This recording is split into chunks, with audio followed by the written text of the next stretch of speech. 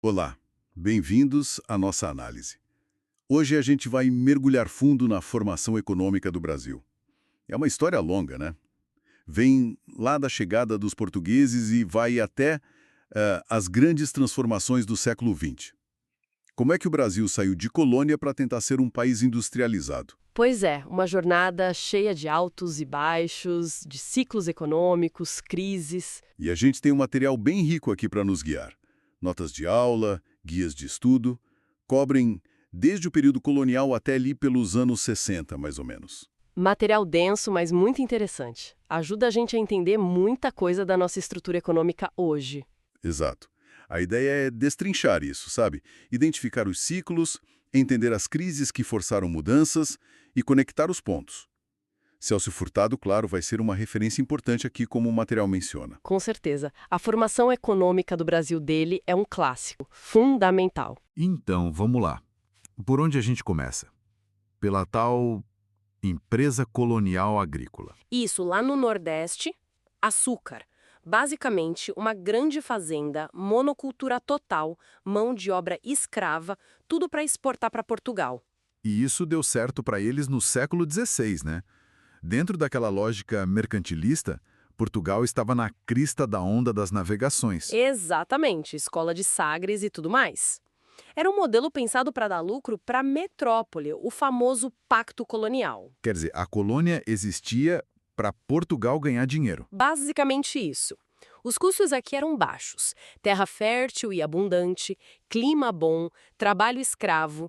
Os pilares eram esses: latifúndio, monocultura e escravidão. E como não acharam o ouro logo de cara, depois do Tratado de Tordesilhas, dividir as terras com Espanha, apostaram tudo no açúcar. Apostaram pesado. O açúcar era muito lucrativo na Europa e ajudava a financiar a defesa da colônia, que era gigante. Mas a economia não ficou só no litoral com açúcar, né?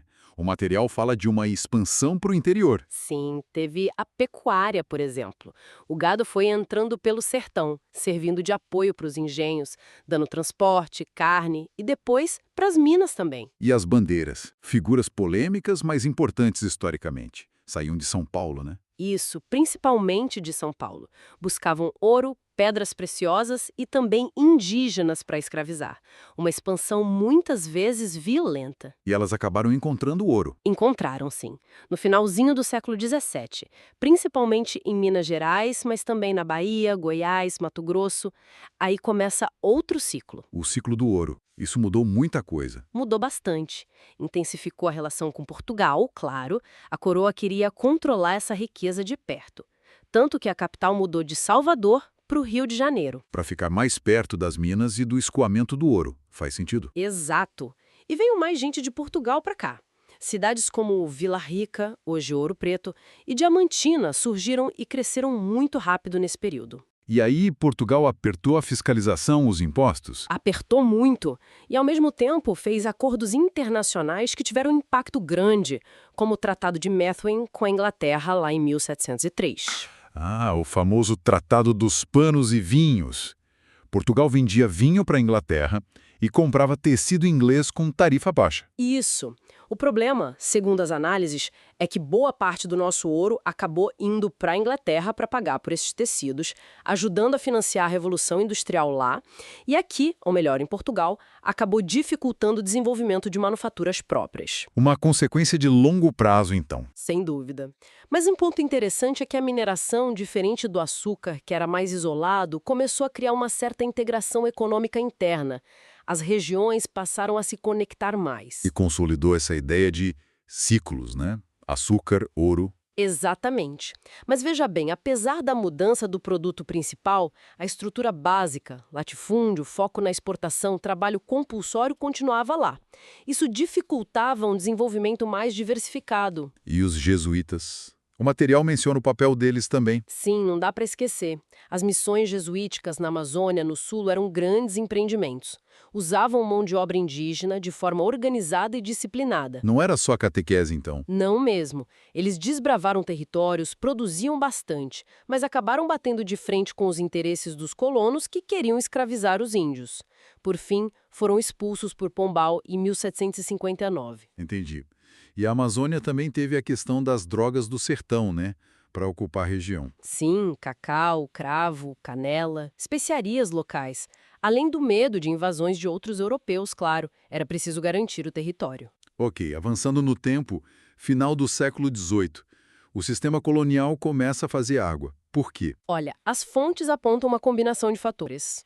Internos, aqui dentro já tinha um mercado consumidor maior, uma elite local com interesses próprios, às vezes diferentes dos de Portugal. E externos. A Revolução Industrial na Inglaterra mudando o jogo econômico mundial, as ideias do iluminismo, do liberalismo, questionando o mercantilismo, o poder absoluto dos reis. Essas ideias chegavam aqui. Chegavam, trazidas por filhos de famílias ricas que iam estudar na Europa. Mas tem um ponto importante que o material ressalta. Essa defesa da liberdade raramente incluía o fim da escravidão. Era uma liberdade para a elite branca, então. Em grande medida, sim. A Inconfidência Mineira, por exemplo, de 1789, era mais elitista, focada em impostos, autonomia política, mas não questionava a escravidão. Diferente da Conjuração Baiana. Bem diferente. A Conjuração Baiana, em 1798, tinha uma base mais popular, era mais radical, propôs república, fim da escravidão, mas ambas foram reprimidas com força por Portugal. Mostrava que a metrópole não ia abrir mão fácil. E aí vem Napoleão e bagunça o coreto na Europa. Totalmente. A invasão de Portugal pelas tropas francesas força a família real e a corte a fugirem para o Brasil em 1808. Isso é uma virada de chave. Muda tudo, né? Muda radicalmente. A primeira grande medida é a abertura dos portos às nações amigas. Na prática, acaba o monopólio comercial de Portugal. Fim do pacto colonial na prática. Exatamente. Novas instituições são criadas aqui, como o Banco do Brasil, há até um incentivo para criar manufaturas. Mas, por outro lado, a dependência econômica só muda de endereço. Como assim? Portugal já era muito dependente da Inglaterra. Com a corte aqui, essa dependência se transfere direto para o Brasil. Os tratados assinados em 1810, por exemplo, deram vantagens enormes para os produtos e comerciantes ingleses no mercado brasileiro. Então a independência, em 1822, não rompeu com essa dependência? Não rompeu com a estrutura econômica fundamental. Foi mais um arranjo político, liderado pela elite agrária daqui, que assumiu o poder. Mantiveram o latifúndio, a escravidão e a dependência externa, agora principalmente em relação à Inglaterra. Entendi. E é nesse cenário que um novo produto começa a brilhar: o café. O café. Ele vai dominar a economia brasileira no século XIX. As tabelas no material mostram isso claramente, né?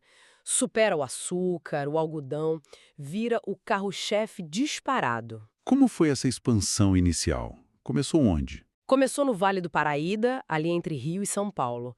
Era perto do Porto do Rio, facilitava a exportação. As terras foram logo concentradas por grandes fazendeiros. E o modelo de produção? Parecido com o do açúcar? Muito parecido. Grande propriedade e mão de obra escrava. Mesmo depois de proibirem o tráfico negreiro internacional em 1850, com a Lei Eusébio de Queiroz, O que eles fizeram? intensificaram o tráfico interno. Traziam escravos do Nordeste, que estava em decadência, para o Sudeste cafeeiro. A demanda era enorme. E tinha a figura do comissário de café, né? Importantíssimo. Era o intermediário. Emprestava dinheiro para o fazendeiro, vendia o café no porto e ficava com uma boa parte dos lucros, claro. Controlava o negócio. Mas esse modelo do Vale do Paraíba também entrou em crise, não foi? Entrou. O solo se esgotou rápido, sabe? Usavam técnicas muito predatórias, queimadas, e a mão de obra escrava ficava cada vez mais cara e difícil de obter, com a pressão abolicionista crescendo. E para onde foi o café, então? Migrou para o Oeste Paulista. Ali a história foi um pouco diferente. Primeiro, encontraram a famosa Terra Roxa, muito mais fértil e duradoura. Ah, Terra Roxa. Famosa. E teve outro fator crucial, a expansão das ferrovias. O material até tem uma tabela sobre isso. As ferrovias baratearam muito o transporte do café dessa nova região até o Porto de Santos. E a mão de obra, como resolveram a questão lá, já que a escravidão estava com os dias contados? Essa foi a grande mudança no Oeste Paulista. A transição para o trabalho livre imigrante. Mas não foi fácil no começo. Tentaram alguma coisa antes? Tentaram o chamado sistema de parceria, lá por 1845. A ideia era trazer imigrantes europeus, prometendo dividir a colheita. Parecia bom no papel. Mas não funcionou? Não. Na prática, os imigrantes acabavam endividados antes mesmo de começar a trabalhar. Tinham que pagar a passagem, juros altíssimos, as condições eram ruins. Virou quase uma servidão por dívida. Gerou muita revolta. Qual foi a solução, então? O que pegou mesmo foi o sistema de colonato, a partir de 1870, mais ou menos. Aí a coisa mudou de figura. Como funcionava? O governo, principalmente de São Paulo, começou a subsidiar a vinda dos imigrantes. O fazendeiro ajudava nos custos iniciais e o pagamento era diferente. Uma parte fixa pelo trato dos cafezais e outra pela quantidade colhida. E tinha mais alguma coisa? Sim, e isso foi chave. Os imigrantes podiam plantar para comer em pequenos lotes de terra dentro da fazenda e até vender o que sobrasse. Isso fez toda a diferença para atrair gente. Fez a imigração valer a pena para eles. Exato. Coincidiu com crises na Europa, especialmente na Itália, e com o avanço das leis abolicionistas aqui no Brasil, ventre livre em 71, sexagenários em 85, a abolição em 88 já estava no horizonte. Esse fluxo enorme de imigrantes viabilizou a expansão cafeeira no Oeste Paulista. Entendi. Bom, chegamos ao século XX. Primeira República, domínio do café, até a crise de 1929. Isso foi um divisor de águas, né? Foi um golpe muito forte na economia cafeeira. E o Brasil já não era mais o mesmo. As cidades crescendo, o operariado se organizando. E o Partido Comunista foi fundado em 22, por exemplo. Tinha tensões sociais regionais. Exatamente. Tudo isso, somado à crise econômica, criou o ambiente para a Revolução de 1930, que levou Getúlio Vargas ao poder. As fontes tratam esse momento como um ponto de ruptura importante. Porque começa a mudar o foco da economia, sair da agroexportação para a indústria. Começa aí, sim. É o início do processo que a gente chama de industrialização por substituição de importações, a ISI. O Brasil tentando produzir aqui o que antes comprava de fora. Mas como essa indústria começou? O material da aula 9 mostra que tem visões diferentes sobre isso, né? Tem sim, é um debate clássico na história econômica brasileira. Uma visão muito ligada ao Furtado e a Maria da Conceição Tavares é a teoria dos choques adversos. Que seria? Que as crises externas, tipo a Primeira Guerra ou a crise de 29, dificultavam as importações. Então o país era meio que forçado a usar a capacidade industrial que já tinha e até a criar novas fábricas para suprir o mercado interno. Mais sentido? E as outras visões? Tem a perspectiva da expansão das exportações. Autores como Warren Dean argumentam que foi o próprio sucesso do café que criou as condições. Gerou dinheiro, mercado consumidor com os trabalhadores assalariados, acumulou capital, construiu ferrovias. O café financiou a indústria, de certa forma. Isso. E tem também a ótica do capitalismo tardio, que vê a indústria se consolidando mais tarde, e a que foca nas políticas governamentais, como tarifas e câmbio, que, mesmo sem querer no início, acabaram protegendo a produção nacional. Mas o ponto comum é que o café foi a base inicial, né? Sim, há um consenso de que a economia cafeeira foi o ponto de partida fundamental para essa industrialização. E como foi essa ISI na prática? Teve fases? Teve. Começou com o que chamam de fase fácil. Substituir importações de bens de consumo simples, tipo tecido, roupa, comida, sapato. Coisas que não exigiam tanta tecnologia nem tanto dinheiro para começar a produzir. E atendiam um mercado interno que já existia. Exato. O problema veio depois, na fase difícil. Para a indústria avançar, ela precisava de quê? Máquinas, equipamentos, aço, produtos químicos, os bens de capital e intermediários. E tinha que importar isso tudo. Aí que está a contradição. Para substituir importações de produtos finais, o Brasil precisava importar mais máquinas e insumos. E para importar, precisava de dólar que vinha da exportação de café e outros produtos primários. Criava-se um gargalo. É nesse momento que o Estado entra mais forte em cena, com o desenvolvimentismo. Exatamente. Depois da Segunda Guerra, o mundo estava discutindo isso. A ONU foi criada, FMI, Banco Mundial, e surge a CEPAL, a Comissão Econômica para a América Latina e o Caribe. Com gente como o Prebisch e o Furtado. Isso. Eles desenvolveram a teoria do centro-periferia. Basicamente, diziam que o mundo era dividido entre países industrializados, centro, e países exportadores de produtos primários, periferia. E a periferia levava desvantagem. Sim, por causa da deterioração deterioração dos termos de troca, os preços dos produtos primários tendiam a cair em relação aos industrializados e da heterogeneidade estrutural, ter setores modernos convivendo com muito atraso, gerando desigualdade e desemprego. E qual era a saída proposta pela CEPAL? A industrialização. Mas não de qualquer jeito, tinha que ser planejada, liderada pelo Estado e voltada para o mercado interno, para superar essa dependência e o subdesenvolvimento. E no Brasil, como essa ideia pegou? Pegou forte, mas com nuances. Tinha gente mais pró-mercado, como Roberto Campos, e gente mais nacionalista, como o próprio Furtado e o industrial Roberto Simonsen. Furtado defendia mais intervenção do Estado, né? Defendia planejamento, reformas de base, como agrária. Ele aplicou essas ideias não só pensando o Brasil como um todo, mas em problemas regionais, como no Nordeste, quando criou a Sudene. E o auge dessa mentalidade foi o governo JK. O plano de metas, 50 anos em 5. Foi a grande expressão disso. O plano de metas, de 56 a 61, veio num momento em que já se tinha clareza dos gargalos. Faltava energia, transporte. A comissão mista Brasil e Estados Unidos tinha apontado isso. E o plano atacou esses pontos? Atacou, foco em energia, transportes, indústria de base, aço, cimento, alimentação, educação. E a construção de Brasília, claro. A meta síntese. E deu resultado em termos de crescimento? Deu um resultado impressionante no crescimento industrial. Foi a época da chegada da indústria automobilística, crescimento forte da indústria química, de material elétrico, metalurgia. O Brasil se modernizou muito rápido. Muita obra, muito investimento. De onde veio o dinheiro para bancar tudo isso? Foi uma engenharia financeira complexa, como as fontes mostram.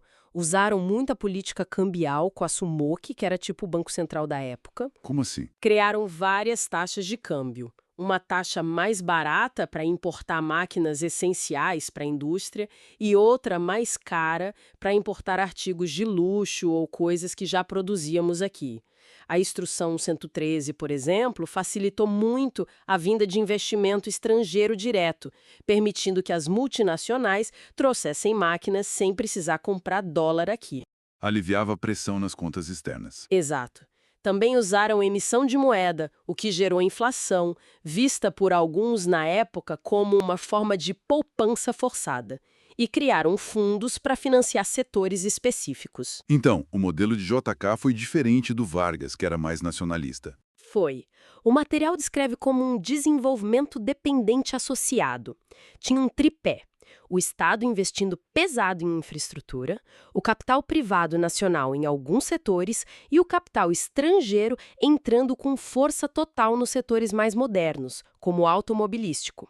Era uma aposta na industrialização acelerada, mas com muita participação de fora. Mas essa aceleração toda teve um custo, né? O início dos anos 60 foi de crise. Teve. O crescimento caiu, a inflação explodiu, chegando a mais de 90% em 1964.